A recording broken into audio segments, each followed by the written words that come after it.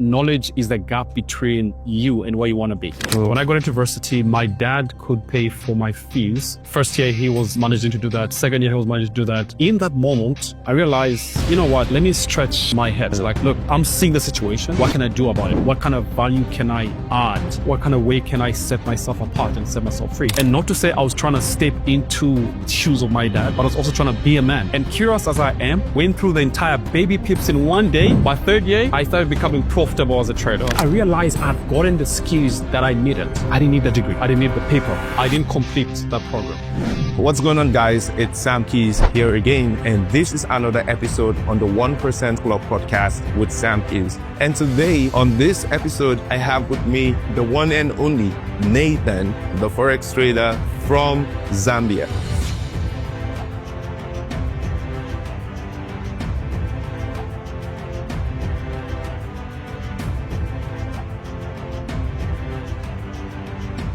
Good to have you here, brother. Appreciate it. Thank you so much. So guys, on this episode of the podcast, you're going to be learning a whole lot about Forex trading in Zambia and about the man, Nathan, his drive, how he got started with Forex trading, what kept him going in the Forex journey from a country like Zambia, where Forex trading is not so popular. If you're new to this channel and you like to see more videos like this and also watch other episodes like this, what you want to do is give this video a thumbs up, comment your name and where you're watching from, and also subscribe. In addition to this, if you watch this video to the end, you stand a chance to win $100 on this episode's giveaway. With all that said, let's get started. All right, so tell us, who is Nathan? I'll use a very simple word that I like to use at all times in describing myself. And this word describes the way I go about my life and also my trading style. Nathan is keyword, simple guy, simple person who enjoys providing value. And I have been trading for the past 6 years now. Of course, not profitably for 6 years. Okay. But I'll say profitably maybe 2 to 3 years. I started my journey some time back when trading was, I'll use this word, not even popular. Because right now, I would say it's a little bit popular in my country currently. Not all that popular, as they say, if we were to draw comparisons to other regions. But I started my journey some time way back. And when I started, there wasn't so much traders. Of course, that's something I have to mention. It was very hard for me to get started. But again, let's get back to the equation. Nathan is a very simple person and I enjoy taking care of my business in the most simplified way. Okay. Right. So that's basically Nathan. All right. So in addition to enjoying taking care of your business, I must interest you guys to know that Nathan is married and I think you just got your second child, right? I just got my second child, yes. Guys, I saw it online. It was really fantastic. I did a girl child. A girl child. Yeah. A boy and a girl. A boy and a girl. And another significant thing about it is they were both born on the second day of the month. I saw you post about your religious life, your walk with God. I saw you posted about asking God for this and also you dreamt about the day your daughter was going to be born. So tell us a little about that experience. Well, for me, I am one person who, I won't use the word religious. It's a bit of a big word, kind of like a little bit deep.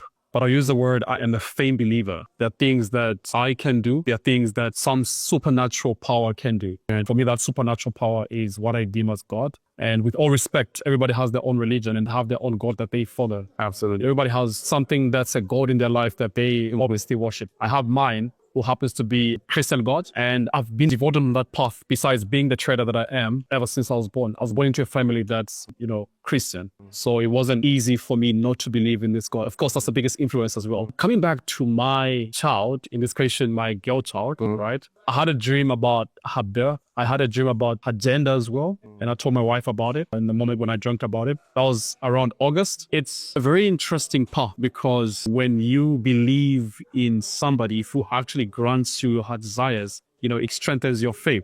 So I would say, in as much as I had this dream, it was more than just a dream. It was about my faith being strengthened to some extent. And, when I told my wife about it, she didn't really believe me. Of course, she is Christian. Yeah, absolutely. It was very hard for her to believe. Like, are you really sure that the child is going to be born then? Because, we went to the doctor's appointments and we were told a couple of things. The child is going to be born maybe 7 days before, maybe 2 weeks before, right? And that was the EDD that she had. But whatever happened. It happened. Obviously, affirms my faith. Absolutely. And I'm happy about it. Absolutely. My boy child is born on the 2nd of January, 2023. My girl child is 2nd of November, 2025. Guys, you heard that. That is really significant. And there's something you said about a force that is beyond the human comprehension, that does what you can do as human, and that's all called God. Yeah. I also align with that. That's why when I saw the testimony, I was like, this is God. Let's get back to the podcast, guys. So tell us about your forex trading journey. When did you start forex trading? Where did you see that something like forex trading exists? And what made you start forex trading?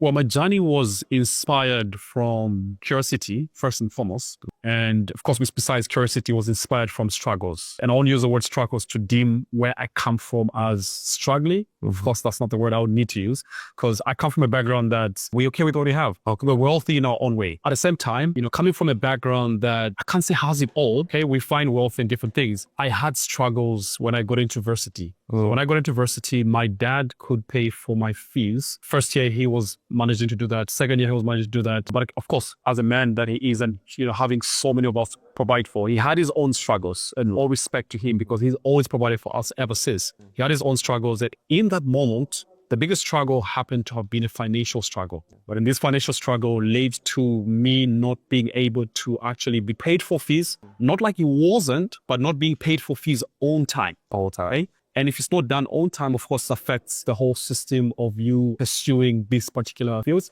And by the way, I was pursuing banking and finance at the time, which was a 4-year program. And being in my second year, I realized, you know what, let me stretch my head. Let me look outside the box of better things and other things that I could look out for in terms of resources, right?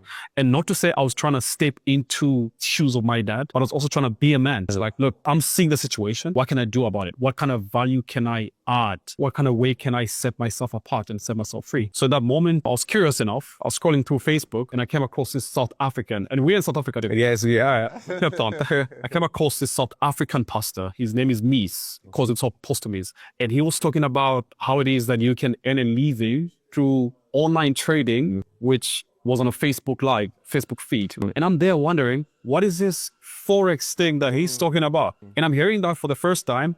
And curious as I am, I'm one person who likes to do my own personal research. So when I heard about that, it wasn't an issue of believing that trading really exists, but it was more of an issue of, well, what is more to this than what I've just had? So I went back and I did my homework, started doing my own research, what trading was all about, went through the entire Baby Pips in one day. Wow. And that was just me reading through and trying to understand exactly what trading is all about. So, and from there, it all started. And that's how till today I've been trading. Wow, that's really awesome. It's really, really mind-blowing, getting to hear about pastors talking about how people can earn online. In Nigeria, we also have a number of pastors that have actually done the same thing too. And it solidifies the idea of Forex trading being an industry of abundance. I see Forex trading as an industry of abundance. Okay, you made mention of your father getting to take care of everyone. How many are you in your family, and how many siblings you got? We are about 8. 8? Yeah, I'm the third born. Wow, that's mind-blowing. The reason why I'm asking is because I believe that our background has a way it contributes to our future. Oh, yeah. How were you able to stand out from your family? Because when you talk about forex trading, a lot of people will be like, what are you trying to do? Everybody, your parents sending you to school so you go study and become somebody, get a job so you can get paid and you have a secure future and all that. So how were you able to convince your family or your people that, okay, this is what I really want to do? Well, that's quite a very good question. And it didn't take me convincing them, per se, because I like my kind of family. Yeah. Okay? These are open people. They're open to the world. They're open to whatever it is that's an opportunity. And family as they might have been and trying to help their child become this person that they wanted him to be, they weren't up for the idea of being restrictive. They allowed him to obviously pursue and be flexible with life. So even though I'm in university, I'm still trying to pursue my degree. But at the same time, I'm telling them about trading and they say, that's fine, see how it goes. But as long as you're able to do whatever you're doing, and as long as whatever you're trying to pursue is something that you love, it is something that's at heart. So in as much as I got started, they were curious to understand how the dynamics of this business is. Of course, it's not something easy to explain to any other person, especially my dad and mom. But again, it didn't take so much convincing because they were open-minded about the idea of pursue whatever you want to, as long as it brings food to your table and as long as it's something legal. Use the word diesel Absolutely. because in Africa, my country, I'll use as an example. Online businesses are not deemed the safest ways of earning an income. Absolutely. But of course, I can't say that's the right thing. There's us who earning a living through trading, which is an online business. According to them, it's an issue of if it's synthetic, if it doesn't lead you into crime, go ahead and pursue it. That's very fantastic. I'm glad, you got enough support from your family as regard to what you got to do. So now you said you had a bachelor degree in finance. Yes. Banking, finance. Banking and finance. Okay, in banking and finance. So tell us, has this contributed to your forex trading in any way? And I saw that question coming. And I'll say this for the first time on this podcast. I didn't complete that program. Wow. And it wasn't because of trading itself, but it was because I got to a point where I realized I didn't need the degree. Wow. I didn't need the paper. And I'm not trying to talk against education. So, Okay. I love education. I know it's one of the reasons why I'm where I am today, but I think any education is very important for every person. Basic education, tertiary education is a choice if you want to. That's right. But I think I realized I'd gotten the skills that I needed, and banking and finance contributed to those skills. And me not completing this program was just like, hey, I feel like I've gotten the skills. My interpretation for data, my ability to read economics, my ability to understand supply and demand, it all streamed from my first, second, and third year. By third year, I started becoming profitable as a trader, and I was okay. So fine, let me pursue this. At what year was that? My third year happens to have been my second year of trading. I started seeing results that were tangible, not per se profitability to that extent, but I started seeing with tangible results. Okay, so that should be in 2021 or 2020, I think. Might get it wrong, they're wrong. Okay, that's very interesting. Now, a lot of people watching this definitely have gotten a lot of value. Let's know in the comments so far your best takeaway from this episode of the podcast. I'm going to be going through them and we're going to be picking those that we're going to be rewarding with a $100 giveaway on this episode. Now, moving forward, what is your best advice you have to any forex trader out there who wants to level up in their trading game? I see you diversify your trading income into real estate. I see your updates on social media, buying a lot of properties and so on. And also the family thing, because it's important. So tell us your advice to every trader who wants to level up in their game, and also those who are beginners, and how they can diversify their portfolio, and also the importance of raising a family. Okay. That's a very good question. I'll break it down in a couple of ways. I'll start with the advice side of things. So for both a person who's starting off today and the person who's already a trader and maybe struggling, we'll say, or even though they're not struggling, maybe they're already hitting it. And my biggest advice has always been prioritize education, because knowledge is the gap between you and where you want to be. Because if you were where you want to be, you probably wouldn't be doing too much. You just relax. So if you are a beginner starting trading for the first time, your priority should be getting the skills and keep learning, keep exploring, keep trying to see to it that you can accumulate these skills and put them to work. Because there's no one way to kill the birds, right? There's no one way to go about something. That's There are right. multiple ways, but try and see how it is that you can affect, your craft. I'm not one person who, would take pride in the fact that in as much as there's multiple things that you could align as a trader. And I never say that all of these multiple things don't work, because I genuinely believe every strategy works. So if you're a beginner, if you're an advanced or intermediate, every strategy works, but I feel like it's about the amount of time you give to one strategy. I'm one person who says, if you can devote yourself to one style and give it time, trust me, you'll come thank me for that. Give one style enough time and data that it needs, and you tell me about it. Give it 6 months, give it maybe 9 months. And a lot of traders today, beginners, intermediates, of course, advanced probably already making their money. A lot of beginners, intermediates, the biggest reason why they are stuck in break-even stage, losing stage, is simply because they are strategy prostitutes. They're easily moved from one to the other. They easily switch their minds, right? Fine. If some key strategy is not working today, 2 weeks it's not working, doesn't mean it's not a working strategy. Well, it could be two things about it. It could be in the wrong hands, okay, the wrong trader, or it could be the trader hasn't given it enough time and data that it should last. Well, the data is important because the data backs up the strategy. Because without data, you can't nullify a strategy. Right. So if you're a beginner, if you're advanced, give one strategy enough time and data it needs, and see if you can use that same strategy over time. If it doesn't over a period of time, instead of wasting your time, you can move to something else. But don't easily move to something else so quick, because it's going to be a hindrance. On the other side of the equation, in terms of family, nobody had to teach me really on how to raise a family. I saw it through my dad. And growing up, my dad treasured putting family first at all times. Very hardworking man, extremely hardworking. And that's the thing where I get the gems too. I saw him raise our family in such a way that regardless of anything, my dad would stand up for what he's of his own. And it's in my blood too. In as much as I've been taking turns of my life, moving from being an entrepreneur to also spicing it up with being a family man and having to take care of my kids and take care of my wife as well. You know, it's not really the easiest of journeys because you know how busy we get as traders, especially trading itself. I'll talk of entrepreneurship in general, but trading itself is like very, very busy. Because we are 90% of the time behind our screens. Absolutely. Right? And sometimes it could affect our loved ones. Right? And of course, in the beginning, it wasn't that easy because now I had to understand, fine, there's time to trade, there's time for my family as well. As soon as I started understanding that, I started prioritizing what I needed to prioritize and understood how it is that I could obviously divide my time and apportion it right. I would say the key word is if you can apportion your time rightly, it's going to be very easy for you to not have any of your segments to your life affected, especially the most important things. Well, that's very, very expository and also enlightening. Guys, if this episode has been very helpful to you guys, let's say it on the comments. You know, I'm actually learning. If you watch, I've been doing, and it's really massive. So I'll leave us with just 2 more questions. Quickly, in 1 minute, what is the greatest challenge faced by those in Zambia that are trading Forex? The biggest challenge right now is, I would say, platforms. Okay. We don't have a platform having an office physically in Zambia. Okay. Well, thank God to Exness. They have been trying by all means possible through partnership. I happen to be one of the partners of Exness to establish a very solid, authentic platform that could obviously, you know, even have a physical base. Of course, much as Exness doesn't really have a physical base, I stand as a cancer representative, but as a partner, and I have my own academy, and people can access Exness, and which happens to be a very good platform to, you know, our space too. But again, if I say platforms, there's no many platforms in Zambia that, you know, people can go to and, you know, get the best in terms of like trading education, like resources. Right. We are one of the few, of course. I would have loved if we had multiple, then people have like a test of things, which obviously enhances growth. Because imagine being one of the few people that's doing one thing. Right. There's not many noisemakers. It's easy if, you know, let's say the southern side of the country has noisemakers. If the northern side has a noisemaker, right? But as it stands, there's not much exposure. One, probably is the reason why we don't have many platforms. Okay. But again, most traders are suffering the consequence of that. Not having a lot of platforms, you know, leads to lack of education and resources being available for that. Right.